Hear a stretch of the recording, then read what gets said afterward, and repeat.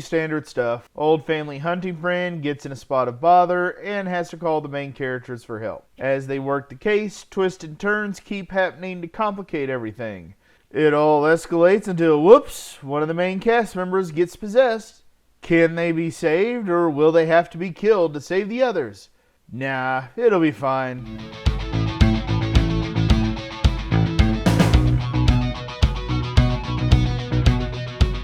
We'll talk about the obvious canon issue first.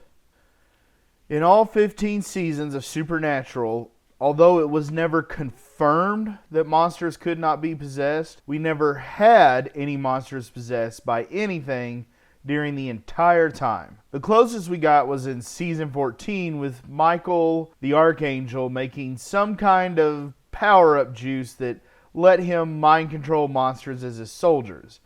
But other than that, there was very little crossover between the angel and demon realm with the monster realm. Or to put it in terms of the afterlife, after season 6, heaven and hell left purgatory alone. So what's up with this episode? Well, the writer did leave an out in two ways. First, this was a ghost possession episode. Those were much more rare in the original show and had less established rules. Second, the writer was clever enough to provide an explanation with the revelation that the ghost in question was a dark magic user while alive. Thus, in this instance, we have the possibility that a normal rule against monster possession was bent because of magic, which in the Supernatural show is usually used to get around normal rules, for better and for worse. Though I did think it odd that once the ghost left the monster, she collapsed into ash, but the arm that was cut off from her stayed around until incinerated.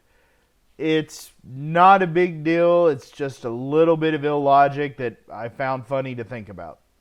On to the rest, it was okay. I'm going to try and link here a segment of the Star Trek Deep Space Nine documentary. If that doesn't work, it will definitely be linked in the accompanying article. Anyway, here they show the writers coming together again to brainstorm a hypothetical 8th season of the show many years later. Now, regardless of whatever your opinion on their ideas, the process is what I want to highlight. Because you can see here in this segment the writers coming up with ideas as they build off what each other are throwing out, and they develop an outline for the season to come. You watch this and you instantly understand how that show had consistent writing and character development for nearly its entire 7-season run.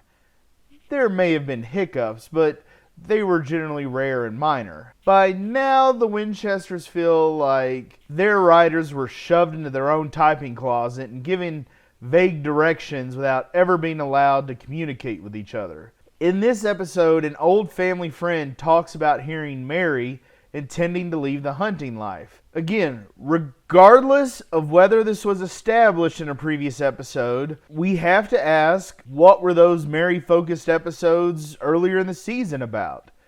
In episode 103, Your Lost Little Girl, John has to have this extended talk with Mary about what comes after hunting in order for her to be able to burn her father's hat. In episode 105, Legend of a Mind, which was just our previous episode, Mary's darkest memory was of doors being shut for her 5-year-old self.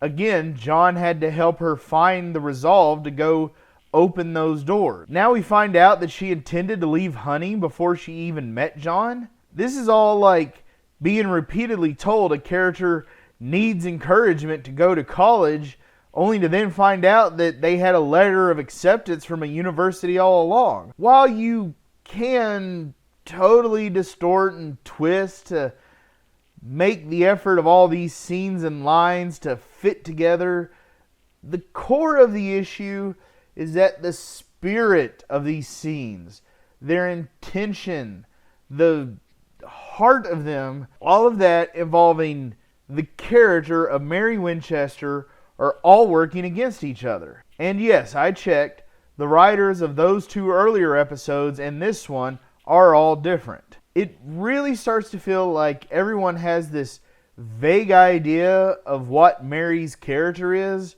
but no one is talking or coordinating for her arc to make sense. And that's not where you want things to be with one of the two major subjects of a central romance. And speaking of variances between episodes, it felt weird to have John all hot and ready to go after the Akrita in this episode, to then be arguing with Carlos, who in just the previous episode wanted to go after the Akrita instead of a random monster. And neither one of them bothered to address this sudden flip in their characters, or even discuss what changed their minds, why Carlos is reluctant this time and John is eager.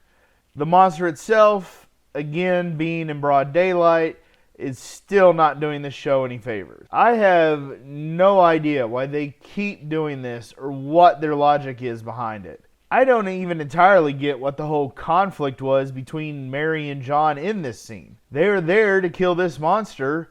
How is John rushing out to do what they're there to do, him being reckless? How's it any different from that time Mary threw herself into the scary monster bag in episode 103? It does also bug me a bit that we didn't even see John fight back a little from this possession. I guess we could say that maybe all these possessions now give him the strength to fight off Azazel years later when Dean and Sam were in danger, but I was always more fond of the theory that John was just badass enough that anybody taking him over would find it hard to hold on to the ride. I was happy to see Latka finally get some focus this episode, but it feels like they did her dirty. I mean, I'm not a pacifist, but I think it's an interesting character trait and can bring a rich, diverse point of view to an ensemble cast. However, in this episode, it just came off as shallow. I have trouble believing that it was a real principle and ethos that Latka actually lived by. Like I pointed out the first time she mentioned she was a pacifist, she had used a box on a demon. Was that not a violation of her principle? She then tried to use the box again later in the show, so what's the details here? Is the magical box considered non-violent for some reason? Why? Would a bear trap be considered pacifist kosher? There's so much interesting stuff here that just is not touched on except in the most minimum cliche manner. And okay, I am a little extra salty because I once created a very similar character in my own dream Supernatural spinoff and put so much work into thinking out how that person would act in scenes and interact with others and voice his approval or disapproval of actions, that it's kind of disappointing to see what could be a sister of that character arrive there on screen and end up so thinly written. Also related to Latka, I have to rant a moment. There is a reason the saying goes, amateurs talk about tactics, but professionals study logistics.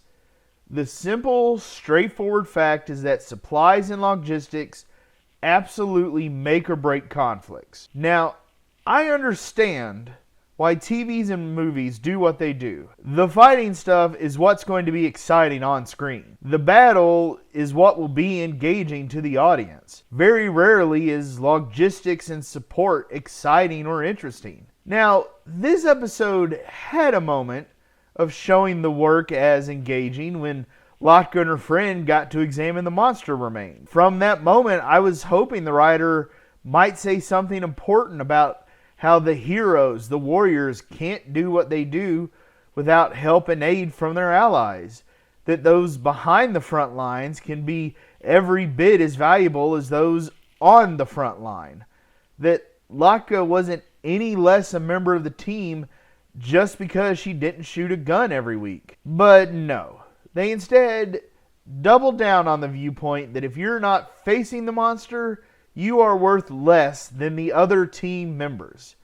Latka just had to be there at the climax to hit the ghost with words instead of bullets. It's not even that I object to a non-violent defeat of the ghost. It just makes any effort to prove that you are helpful and needed, even if you're not on the front lines, feel hollow.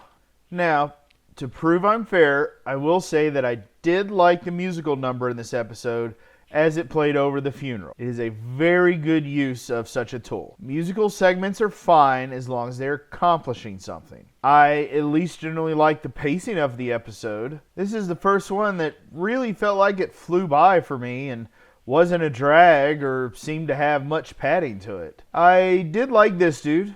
Hope we get to see more of him. Loved that we got to see some of his stuffed monsters in the back. This show is usually pretty solid on guest stars. Otherwise, most everything else about this episode was fine or acceptable. I'm again going to give this one a 3 out of 5 salt shells. It was decent enough, still keeps me feeling a little optimistic, but the show is just not quite reaching its full potential yet.